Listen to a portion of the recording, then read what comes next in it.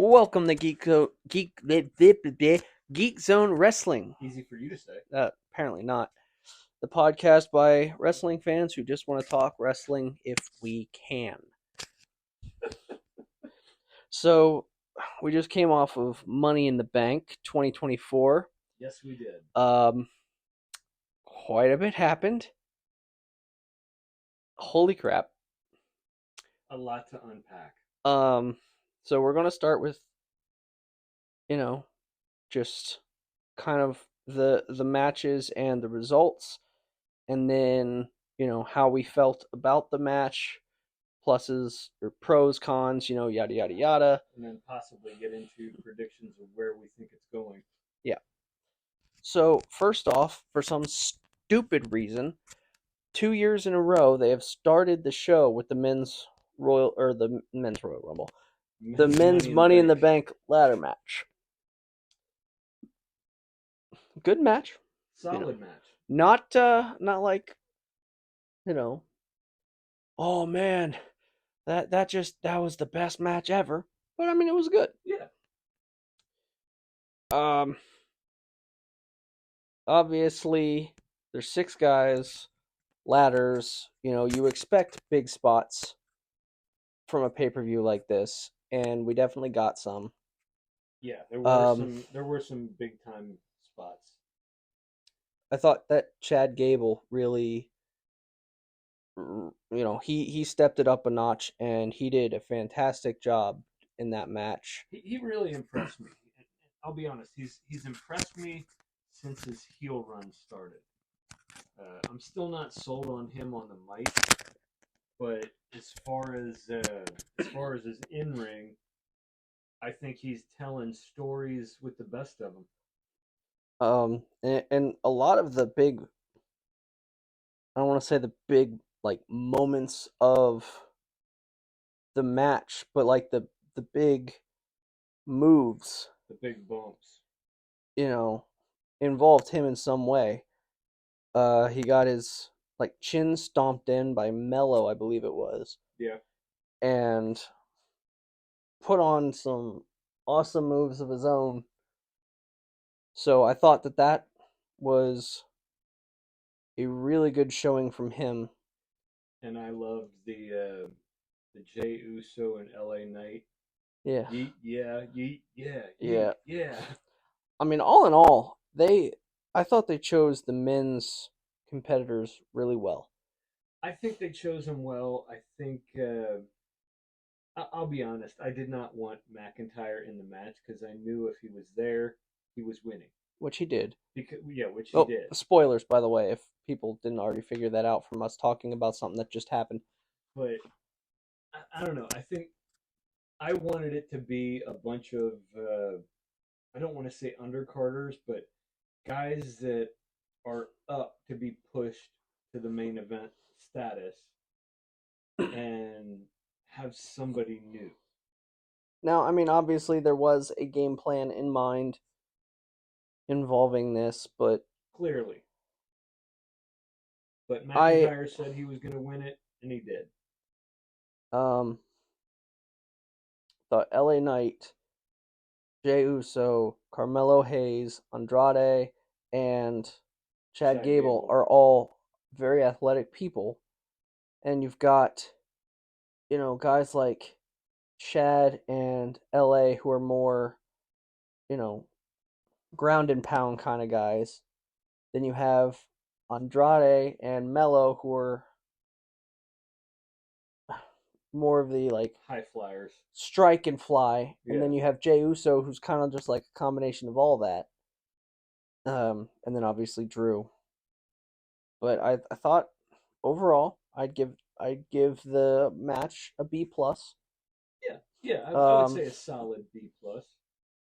Just because, again, with the McIntyre thing, it was a little too obvious. Mm-hmm. And I in a match like this, I really enjoy seeing guys like you said who, you wouldn't think, oh, well, they're going to be able to get there on their own, within the next year. Yeah, people who haven't made it yet. Like guys like Jey Uso, LA Knight, they are right there. Guys like Carmelo and Andrade and Chad Gable, they're really good.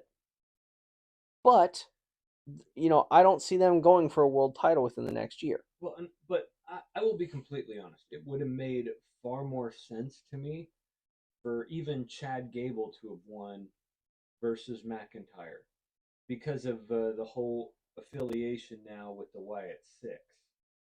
Like I feel like they could have taken that angle and run with it, and I'll get more into that later on. But I think that even that would have made more sense. I was honestly expecting an appearance by them. I was too, and I was slightly disappointed that they were nowhere to be found at any point in the show, and that's what dropped that match down to a B plus for me. If they'd have shown up, it would have been off the charts. Um, Crap. What was the match after that? Oh, After the men's, it was there was. Oh, Sammy Sammy versus and Braun Breaker. yeah, I would give that match an A. absolutely a. I'm even going to push it to an A plus. They were awesome. The two of them really mesh well together because they have very different styles, but are very gifted. And they're similar enough that they can make it work. Now you got Sammy, who's like the runny striker, He's a scrappy fighter, but he also has the innovation. When you've got Braun Breaker, who's just pure powerhouse. assault. Yeah. So they're both like runny strikers, but one is like all about, I'm going to hit you hard, and the other is I'm going to hit you where it counts. With whatever I can. And they put on a hell of a match. I was on it. I was thinking Braun was guaranteed to win just I thought he because, was. you know, it's Braun Breaker. I mean, the guy has just been like super powered lately. He has. They've really, really pushed him maybe further than they should have. I mean, not saying that he's not incredibly talented, Although they may really have they good. may have done this just to make it more impactful when he lost. Yeah, I mean, they may have done that, but I think being so new to the main roster, it's way too early for him to be getting the push that he is. And they put on a hell of a, see what I did there? Yeah, A hell of a finish, and I was just sitting there like, oh man, that was awesome. yeah, that was one of the absolute bright spots of the pay per view.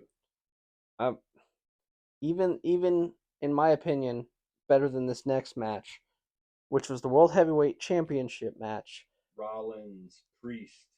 which I loved the match up until Priest was supposed to kick out and didn't. And the referee counted to three and then called it a two. Yeah, and then everyone's like, "What?" And then McIntyre came down like he was, like, "Oh well." Like he said he was going to do. Yeah, and it became a triple threat match. And then Punk interfered and made it so that Priest won, which then it makes Priest look bad because it's like, well, for one, not counting that botch, you know, the whole point was he wanted to prove that he could be a champion on his own, and two, the whole stipulation between Rollins and Priest is now like up in the air. It's like, okay, well, it was supposed to be 1-on-1, then it became a triple threat match that got interfered by Punk. Are they going to consider that wager no longer. Yeah, I feel like it should be null and void Yeah. because as soon as McIntyre injected himself into the match, that should have completely annihilated that agreement. And then the third thing that really bothered me about that was now the men's Money in the Bank contract has just been squandered. On the same night that it was won. Yeah, and it was like I would have been perfectly fine with it if McIntyre was like heading down there and got attacked by Punk and never got to cash in. Yeah. But now it's just gone. I'd have been okay with it if McIntyre had cashed it in and won. Then it would have made relevance of the Money in the No, Bank contract. I meant having Punk interfere and screw him. I know. I agree with you there, but I'd have even been fine with it if he'd have cashed in and won. Like, I'd have preferred if he had been interrupted on the way in, but even if he had cashed it in and won, it would have given relevance to that contract. Now it kind of diminishes it because, I mean, he lost it on the same night. So for the next 365 days, there's no Money in the Bank contract. Well, for the men. Yeah, there's no storyline for the men that way. And that's what bugged me. It's like, what was the point of doing that match if you're just going to squander, the spoils? Agreed. But Agreed. The match itself was really, really good up until, the botch. yeah. And then after that, it just spiraled out of control.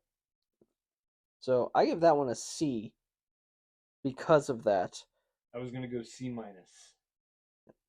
Um, Pre-botch, I would have given it an A. Yeah. Just because I thought Priest and Rollins, they may not have put on the most action-packed match, but I felt like they were really showing that they were both trying to prove something. Well, and Rollins just coming back from 3 months out, he looked like he didn't miss a step. Yeah. And, like the commentators at one point, Rollins was like, get up, get up, get up, stand on your own 2 feet. And they're like, what are you doing giving him time? Yeah. And the whole point of the story was Rollins was like, I'm either going to win or I'm going to make sure that you are the champion that you are designed to be. Yeah, that you claim to be. So it's like, they, even though it wasn't the most action packed match, you saw a story being played out. Yes, it wasn't the story I wanted to see, though. Well, no, but how often does WWE give every single story that you want? Agreed, agreed, but that was not the one I wanted to see at all. I wanted to see Finn come out and cost Priest the match. Then that effectively destroys Judgment Day, and it puts Finn and Priest in a battle, and that did not happen. None of the Judgment Day came out, and I think they squandered an opportunity for that. They squandered everything. Um,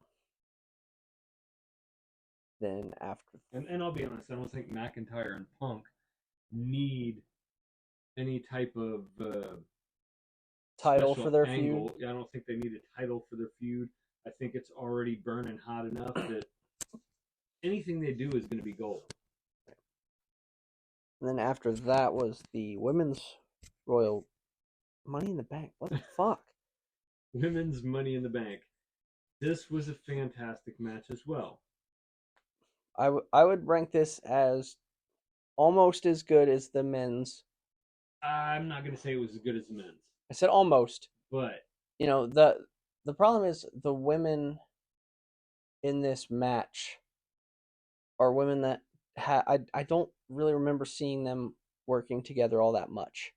Yeah, I don't. You have Tiffany Stratton and Lyra Valkyria, who are both brand new. spanking new to the main roster. You've got Chelsea Green and Io Sky, and then Zoe Stark and Naomi. So it's a bunch of people that haven't really been in this kind of situation all that often.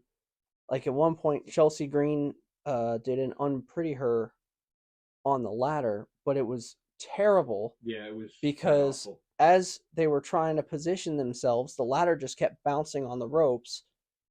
And then when she went to jump, she couldn't get any air, and it was just She landed it wrong. well. But again, she couldn't She do it. couldn't do anything about it, but it ended up looking just putrid.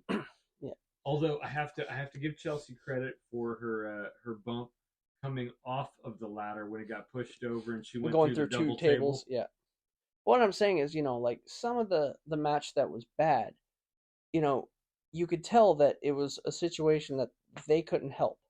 The ladder bouncing, that's not their fault. Yeah, Now, I mean, agreed. I guess you could say that they could have placed it better, but you know, I don't think only Naomi and Io Sky I think have been in that match before, Yeah, I don't think any of the rest of them had ever been and if they have been, it's probably only Chelsea because I don't think the others have been. around long enough, Yeah, unless they did it in NXT, which I do not recall. yeah. I mean, and Chelsea at that point I think would have only been able to be in like one. The thing I liked about Chelsea was the story that she told Yeah, about being afraid of heights and in the ring she's visibly hesitating to go up the ladder, yeah. starts to and then gets back down. And it's funny, she'll get higher and higher, and then they're like, "Oh, she's over her fear," and then she'll look down and get all scared and like, "Or not." And then the ladder gets pushed over. Yeah. But I mean, like the women, you could tell that they were trying to put on the best show that they could. But again, inexperience mixed with some, I guess, faulty equipment. Or unavoidable circumstances. Yeah. Um, Tiffany Stratton, winner. I think any of the women in that match, she was kind of the front runner in my opinion as to who WWE would have given it to. I was thinking it was going to go to Naomi, but then you get Naomi versus Bailey, and they're kind of buddy buddy at the moment, so that wouldn't make a whole lot of sense. No. They're both babyface. Well, but the reason I was thinking Stratton is because like she has been getting pushed really hard and has tremendous athleticism Yeah, of course, and it's is Tiffy currently time. and is currently aligned with Nia Jax, who is against the world champion. Yeah, Queen of the Ring.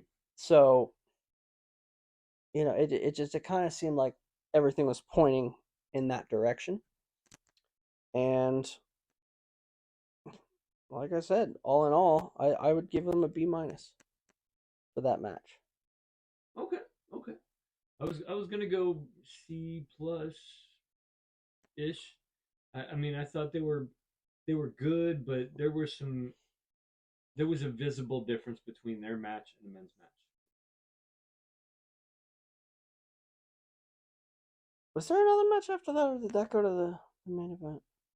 I think they went to the main event after that. Main The event: 6-man tag match. Bloodline versus Kevin Owens, Randy Orton, and Cody Rhodes, with a visible lack of Wise Man. Yes, Wise Man was not there. Wise Man got destroyed. Yeah. So that match I thought was good. I was kind of put off by the fact that certain things did not happen.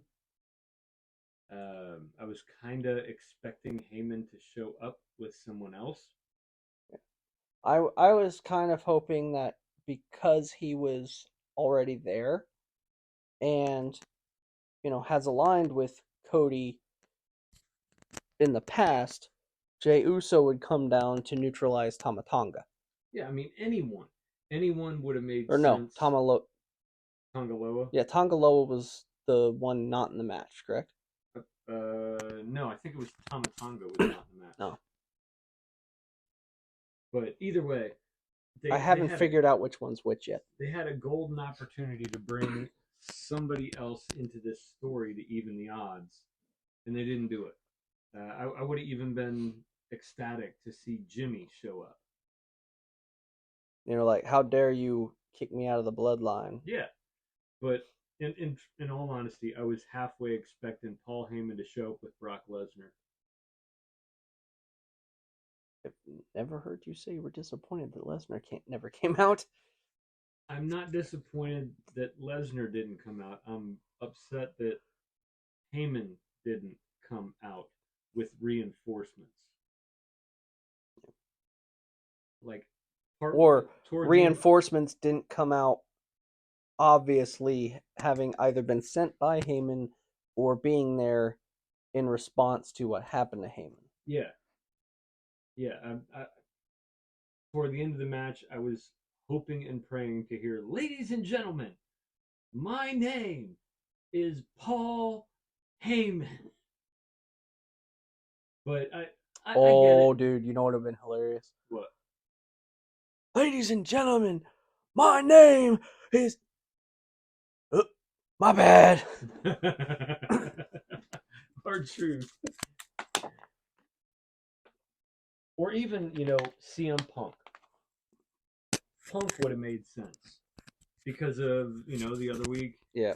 when Heyman was And out there again, begging him to take him with him. You knew he was there. Yeah, he was absolutely there. But nothing.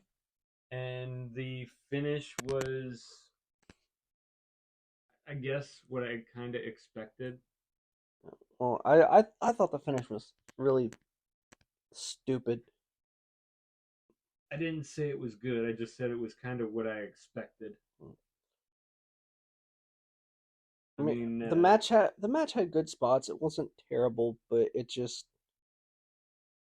the problem I have is Tama Tongaloa, which is what I call the pairing, and Jacob Fatu are so new to the WWE, and then it's like they're going out there and putting on these shows with these guys who have been there a long time, and they're just it's guys that you don't have this fluid uh I guess working relationship. Yeah. Like they aren't familiar enough with each other to really make it worth being a main event, of such a big show. Yeah, I'll be honest. I feel like that should have been the first match. Yeah. Because, there was nothing on the line other than story. Yeah. And I got a problem with Jacob Fatu. What, because of his criminal record? No. Because that's what everyone else seems to have an issue with. No, I don't have an issue with that. What I have an issue with is they're selling him as, the Bloodlines werewolf, blah, blah, blah, blah, blah. And he's no selling everything. Yeah. Like, Orton was getting ready to do his RKO. And he just finished the Hangman DDT. And Tama just, Fatu. Jacob just jumps right up. And it's like, no. Like, I don't mind him getting up from it, but, wait like a couple seconds and then just, like, shake it off and be like, what? But, he just pops right up and he's like, and that bothers me. You get these veterans who have absolutely put in the time and they have, gotten those particular signature moves. You don't just no sell them. No, now what if that was like part of the plan? I get it. It definitely was part of the plan because they need to push Jacob as the enforcer. The new Solo. Yeah. So they have to do that with him, but it leaves a bad taste in my mouth when someone no sells a future Hall of Famer like Orton. A guaranteed Hall of Famer like Orton. Yeah, you don't no sell RKO. With like Cody and Kevin, it's highly likely that they will be future Hall of Famers. Randy is guaranteed. Yeah, absolutely. There's no question.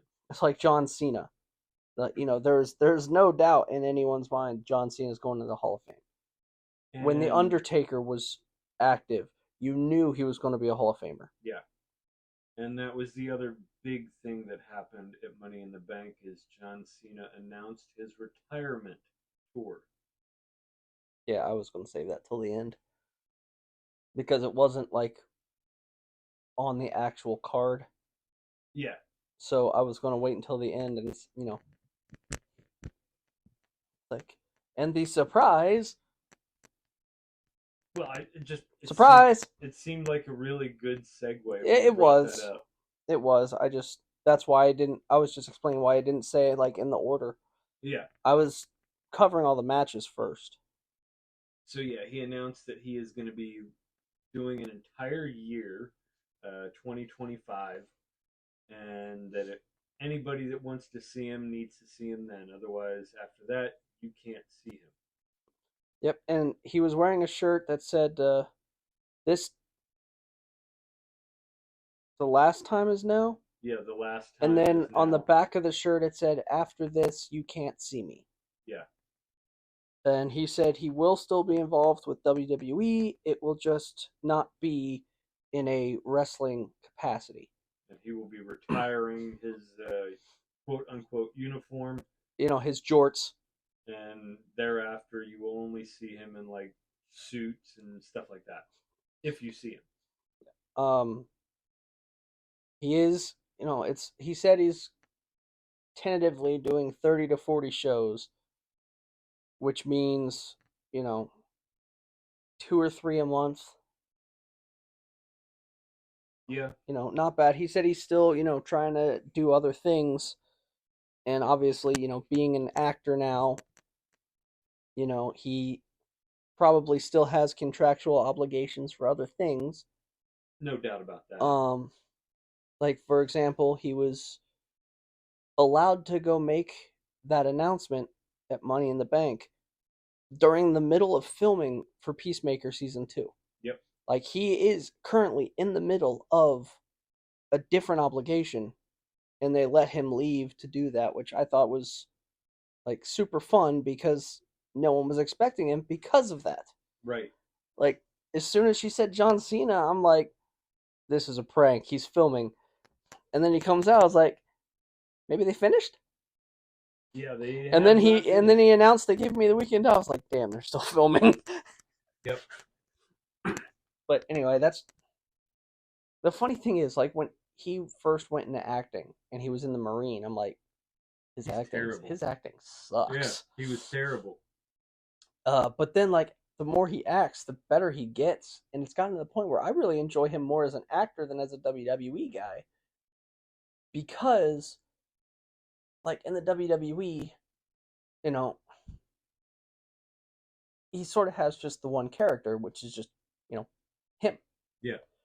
But when he's doing these other things, you get to, watch him, do these other things and, delve into different sides of his personality that he can't really do in WWE.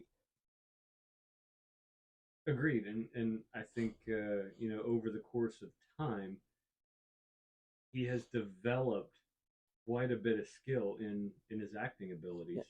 And the funny thing is, he's a year older than you. Yeah. And at this point, I guess because of being in WWE for so long, he's actually starting to look kind of rough. He is And I think it's because he's put his body through so much for so long.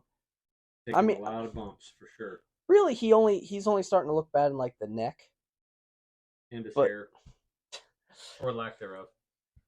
now I know in his career he's taken quite a few bumps on his neck, so I don't know if he's had to have neck surgery at some point or not. I don't know if he ever suffered a neck injury, but it's like in his neck you can tell he's pushing 50. Yeah. Um, with you, you're just so skinny. I don't think you have any skin that can recede. Probably not. But yeah, that was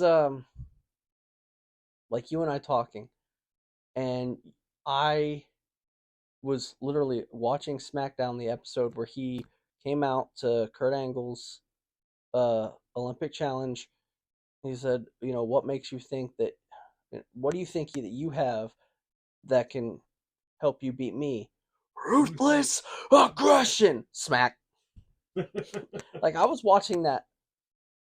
I mean, I guess it technically wasn't live. It was live. It was a tape showing. But the when that aired for the first time, I was watching. And I was telling you that I was at Cincinnati Gardens the very night that John Cena first appeared in a dark match, and he was still called the Prototype. And it was fantastic. And I got a little nostalgic when he said he was retiring, and I was like, oh God, I remember when he first started. And God, it hit me. I was like, I watched his entire history from start to finish. Yeah, and it was Funny enough, it was the same night uh, Batista made his as Leviathan in a dark match. he looked so weird in that character. Yeah, I kept wanting to say in that kayfabe, but that wasn't right. But for me, it was kind of cool that for once you don't have a I'm going to have one last match. It's I'm going to have 30 or 40 last matches. well, no. He said that he's doing 34, 40 more dates. He didn't say that he was going to have a match at everyone. That's true. That's true. Um, but it's nice to know that you don't have to look at the next match and be like, "Oh my god, this is the last time." Yeah, and it's the first time I can recall ever having a superstar from any organization have a retirement tour. Yeah. It's always been, they have the match, and at the end of the match, either Monday on Raw or Friday on SmackDown, they announce they're done. Well, usually their retirement tour is the storyline, Yeah, leading up to the retirement match. right. And it's, like who's going to do it, Career versus why career, are they going to do it? And career then versus streak. um but like he said in the press conference afterwards, a lot of these retirements are either, you have to retire because, you're hurt to a point where you can't compete, Yeah, or it's a retirement that is, I forget his middle one, but the last one he said was a lie.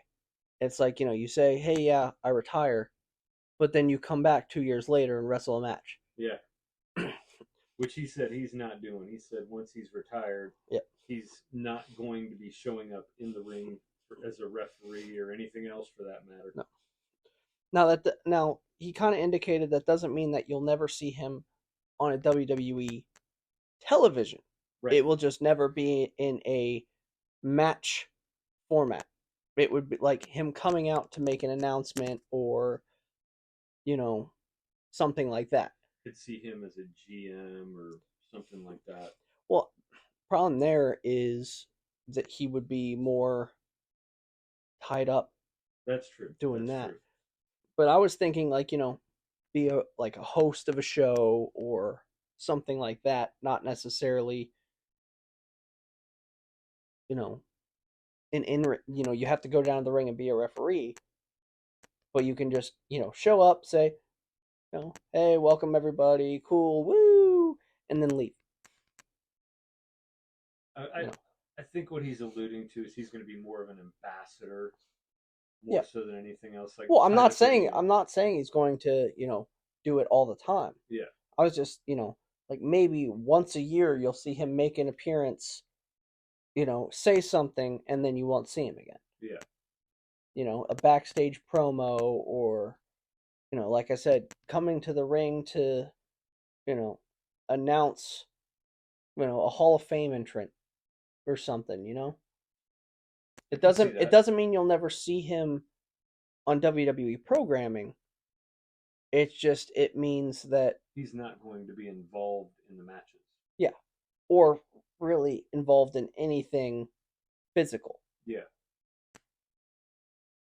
But that was honestly the same kind of feeling I got back in 2017 at the end of WrestleMania 33 when Undertaker left his shit in the ring. It's like, what? Yeah, that was hard to take. And I mean, I knew it was coming, but it was just like, it just hit me like a ton of bricks. Yeah, And it was the same with Cena. I knew he was going to announce his retirement tour because he'd already alluded to it, but I wasn't expecting it now. yeah. Like I was expecting it to be, WrestleMania. You would have thought. And then he's like, he comes back at the Royal Rumble or whatever and says, I'm going to be retiring at WrestleMania. That's what I thought. Which he actually quite candidly stated, my last match is not going to be at WrestleMania. It will just be my last WrestleMania match. Yeah, which is interesting to me for one of the all-time greats, quote unquote, uh, to not finish his career in Mania. That's a little strange. But like he said, he wants to kind of be around to see what happens with the whole Netflix thing. Yeah, So that may have given him the idea to just, go the whole year so he can try and be a part of that. yeah, and I can see that, but what I was saying is I would have thought that he would have gone from WrestleMania 2025 to WrestleMania 2026, make that the year, but instead it's from January to December. Yeah. Well, and he may do that just that way he can start planning things for 2026 in regards to like movies and stuff. Yeah, I'm banking that's probably it. Um, but anyway, not before we get all sentimental and shit. What ramifications are you expecting in future storylines from this show? So coming out of this show, I'm seeing Stratton says that she's going after Bailey. I I don't know if I buy it because Liv seems like a much easier target. Well, but the reason that she said that, Bailey is kind of her target is because since she's on SmackDown, she's not, crossing over with Liv very much. That's It true. would have to be at a pay-per-view event. That's true. However, the problem I see with Stratton and Bailey is Nia. Nia has a guaranteed championship match at SummerSlam. So let's say Nia wins and becomes champion. Now Stratton, she gonna go up against Nia? She like well, remember during the press conference she did a fantastic job of not really answering anything. I know, I know. I can see her looking at Nia and being like, yeah, no. Number one, because Nia's huge. Nia is a ginormous woman, and she's kind of like Tiffany Stratton's enforcer, for lack of better words. So I could see Stratton showing up on Raw and challenging Liv before I can see her cashing in on Nia. Because then you have heel versus heel, you know, versus at least with Liv versus Stratton, it's show versus show, sort of. And then you get that storyline of can the Raw champion remain the Raw champion, or do we get Stratton from SmackDown? I mean, that adds to the shock value of it, I think. But I don't think Stratton and Jax would be a draw. Now, granted, it is the Money in the Bank, so she could wait till the last second of the match, one person gets pinned and immediately come out and hit him with the briefcase. But I don't see her doing that to Jax. No. Unless, of course, Bailey somehow barely manages to beat Nia, and she capitalizes, and then you have a feud between the two of them because Nia feels that Tiffany betrayed her.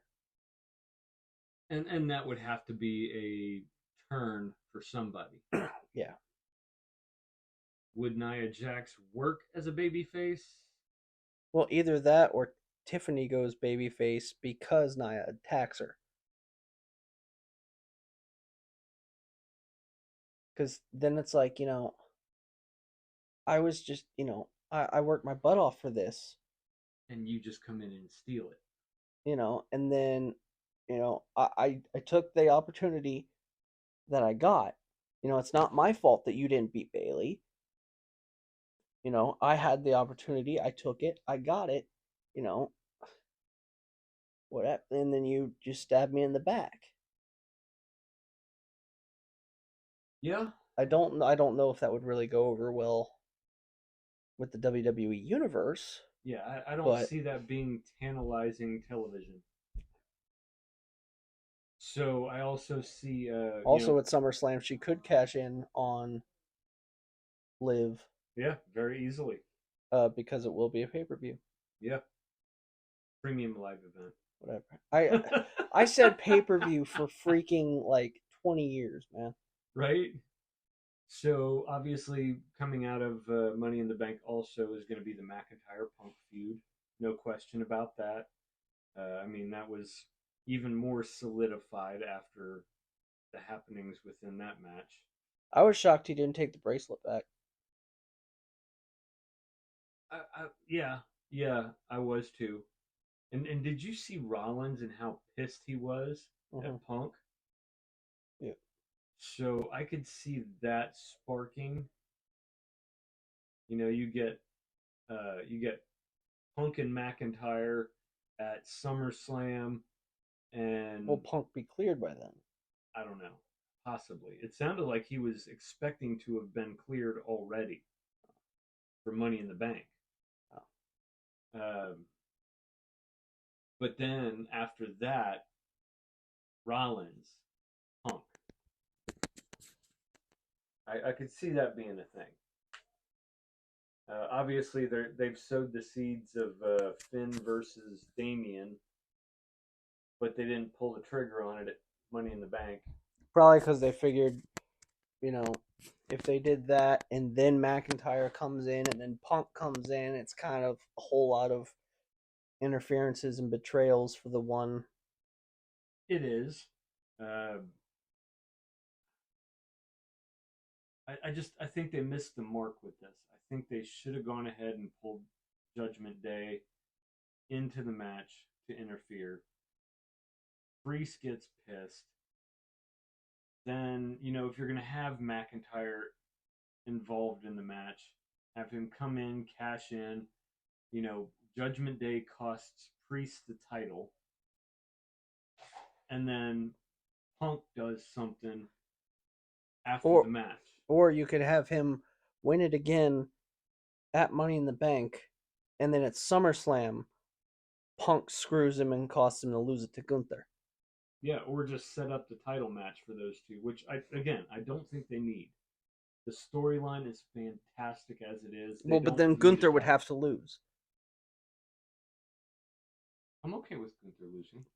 But I'm just saying, like, do you really think that they built him up all this way just to have him lose?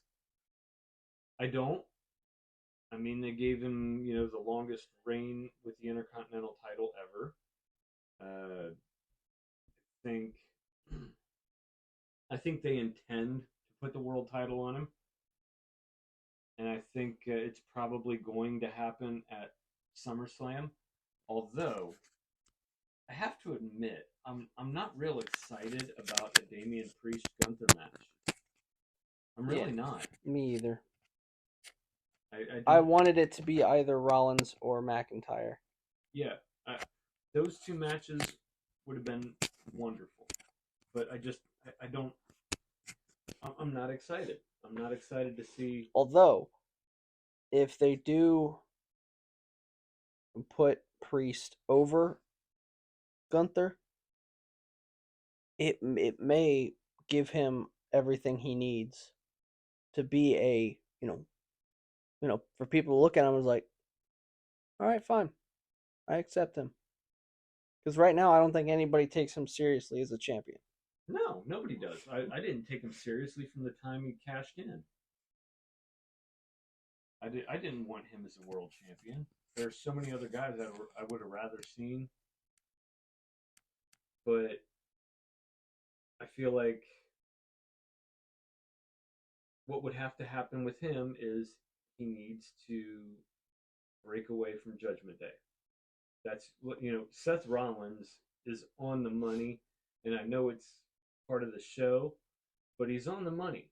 He needs to get away from the Judgment Day for anybody to take him seriously because every match somebody comes in.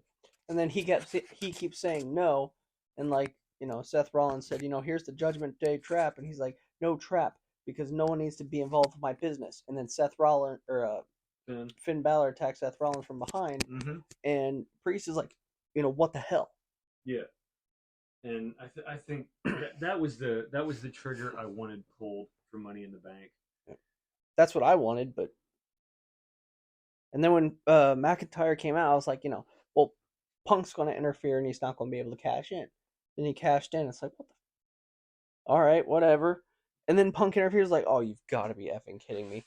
They're going to literally ruin the Money in the Bank contract. And then they did. Yep. And then, with the bloodline, I had one theory played out in my head that was going to happen for Money in the Bank, but after what did not happen at Money in the Bank, I think what is going to probably happen between now and SummerSlam is the bloodline is going to pretty much obliterate Randy, KO, and Cody until they do bring back Paul Heyman with whomever he brings back, be it Brock, be it CM Punk, be it Jimmy and Jay, or one or the other. I think, or Roman whenever he's done mourning his dad. I don't think Roman's going to be back for a while. I really don't. He was supposed to be cleared and back by August. I don't think that's going to happen. Well, he wasn't injured. He went off to do a movie. Yeah. And then his dad died. And I don't think he's going to be back for a bit. So I'm thinking he comes back with one of the aforementioned guys or multiples of them, and that's what starts to turn the tide on the bloodline until Roman's return. And then that culminates in the big bloodline battle. I feel bad for that poor guy. He's lost his brother and his dad now. Yeah. Although at least his dad lived to be a lot older than his brother. He's had it rough, no doubt. Plus, the fact that the dude has to battle leukemia, that sucks. Yeah. Yeah. I mean, I respect the dude. I acknowledge the dude. But I cannot acknowledge Solo. Triple powerbomb right through the announce table. I'm sorry. Actually, I don't even think you need a triple powerbomb. I think he could just powerbomb you on his own. I'm sure he could. I weigh $150 soaking wet with a brick in my pocket. Oh, I thought you were just happy to see me. What about you? What do you see happening? Kind of the same thing, but with me, I'm seeing a little bit more of a fallout involving the bloodline story, because like just how the way everything ended, I'm kind of thinking that Randy, KO, and Cody are going to be a little more on the warpath, and I think that it's just going to end up being not really matches as much as just backstage brawls. Like I was I'm not seeing them having a rematch. I'm seeing them having not exactly a rematch, but I'm seeing them having a full on feud with the Bloodline. I mean, that's what's been pushed, and I don't think that it's going to. I don't think it's going to be those three against three of the Bloodline. I think it's going to be individual matches or tag team matches. And I've noticed recently, as I've been watching, that Orton's been eyeballing Cody's title. Well, it's one he hasn't won. And he's looking kind of opportunistic. Well, you know, Cody's kind of becoming a legend. And you know what Randy Orton does to legends. This is very true. But I'm sorry, I didn't mean to cut you off there. But go on. How do you see it playing out? Well, like I said, I was seeing a bunch of, backstage promos where somebody jumped somebody and then eventually, Nick Aldis is like, I've had enough of this. And that's when we get like, SummerSlam Solo versus Cody for the title. And then you have Tamatangaloa versus RKO. What about Jacob? He'll probably be there ringside for the Cody match. See, Jacob is the reason I see Brock coming back. He's supposed to be, this huge beast and, you know, no selling everybody because he can't be hurt. See, the funny thing is, I was kind of expecting Brock to come back after SummerSlam. Really? Yes. Why is that? Oh, look, Gunther, you have title. Give me.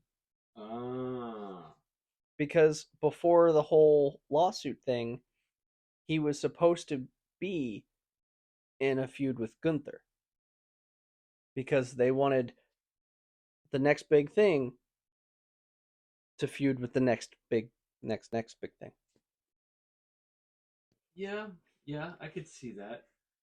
But I just think this is perfect, a perfect setup for Brock Lesnar. I mean, don't get me wrong, he would fit in the coming back to, you know, save his advocate. Plus, that is a storyline within WWE 2K24. Lesnar is running the bloodline until Roman gets back. But I just feel like all the pieces fit together. it could work. But that was my version of it. I get it. I get it. Was Solo's made it clear he wants the title. He's going to go after the title. They're going to have a bunch of backstage. They're going to interview like KO. He's going to get jumped by the Tonga Fatu somebody's.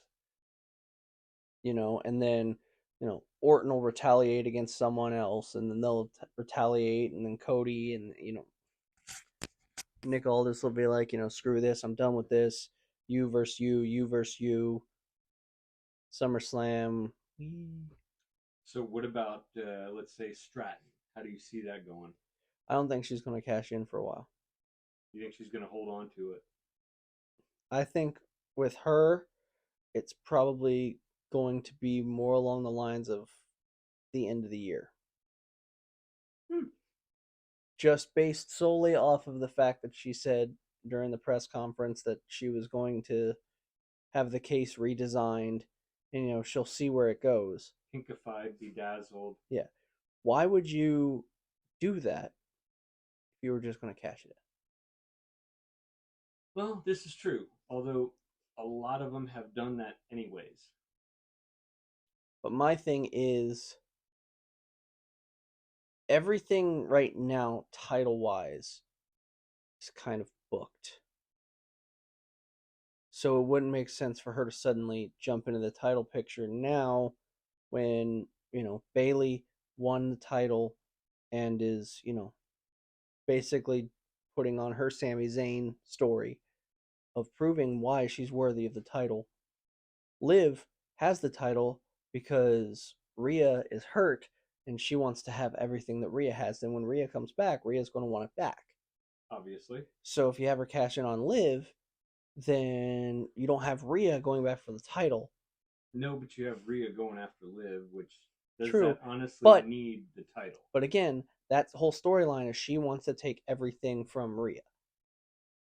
So if she no longer has what Rhea had, and if it is true that Dominic is going to be like the next Wyatt Six target when Judgment Day breaks up, if Finn and Damian are feuding with, Carlito, who knows where, and McDonough at Finn's side, it's not going to make any sense for that feud because Liv no longer has anything of Rhea's in her possession. Yes, Dominic. Not if he's involved with the Wyatt Six. He could still be with her. She's just a victim of circumstance.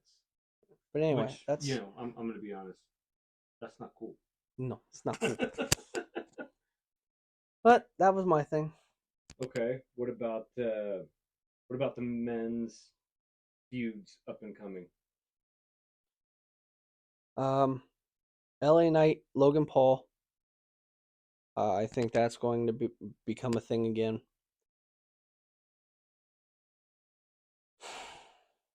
Jay. I don't know. He's the one I honestly wanted to win the Money in the Bank. Yeah, I wanted Yeet in the Bank. Yeah. I knew he wasn't going to win it because the whole thing is Yeet in the Bank on the advertisement. And he wasn't even saying that. He was saying Mun Yeet in the Bank. Yeah. But no, I don't know. Like those are all the predictions that I got from that show. So I think we covered everything. Cool. All right, y'all. Thank you for hanging out with us. Yeah. We appreciate anyone that's listening. Give us your thoughts. What do you think is going to come up in the future? What do you think is going to happen for the future of the WWE after Money in the Bank? That's all for me. Cool. Later. Take care, everyone. We'll see you again in a couple weeks.